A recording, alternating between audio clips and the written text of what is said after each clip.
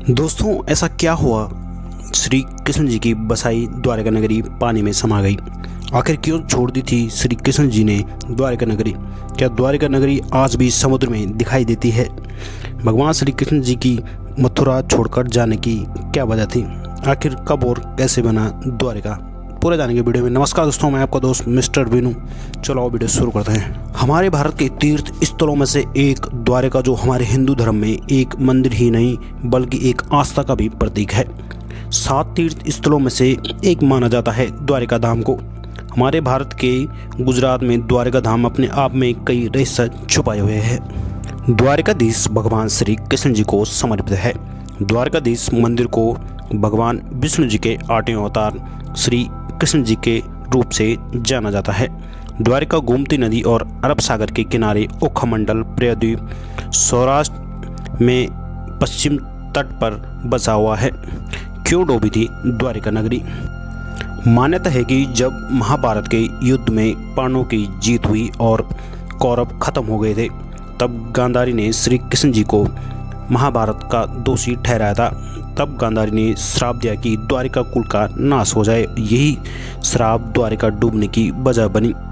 साथ ही साथ ये भी एक मान्यता है कि जब भगवान श्री कृष्ण जी कहीं पे विश्राम कर रहे थे, तो एक शिकारी हिरन के शिकार में चला और उन्होंने उनके पैर को हिरन समझकर शिकारी ने बाण चला दिया, जिससे श्री कृष्ण जी ने अपनी देह त्याग दी और देवलोक चले गए।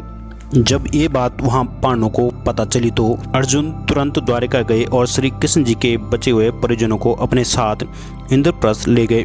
इसके बाद देखते ही देखते पूरी द्वारका नगरी समुद्र में समा गई। ये तो आप जानते ही होंगे कि भगवान श्री कृष्ण जी का जन्म मथुरा में हुआ, मगर ऐसा क्या हुआ कि उन्हें मथुरा छोड़कर द्वारका जाना पड़ा? एक पौराणिक कथा के हिसाब से भगवान श्री कृष्ण जी का बचपन मथुरा में गुजरा। मथुरा में महाकर्मी कंस का वध करने के बाद मथुरा को छोड़कर द्वारका चले गए। वहां पर उन्होंने अपनी एक द्वारका नगरी बसाई। यहाँ पर एक और पराक्रमिक शक्तिशाली जो कंस का ससुर था, जिसका नाम जरासंध था। जरासंध ने कंस का बदला लेने के लिए श्री कृष्ण जन्मभूमि मथुरा का पता लगाया और कई बार मथुरा पर आक्रमण करवाए। जरासंध ने मथुरा पर 17 बार हमले करवाए। श्री कृष्ण जी से कई बार युद्ध हारने के बाद भी जरासंध मथुरा पर आक्रमण करवाता रहा। श्री कृष्ण जी ने जरासंध को इसलिए नहीं मारा था कि उन्हें पता था कि जरासंध का वध उनके हाथों नहीं लिखा हुआ है।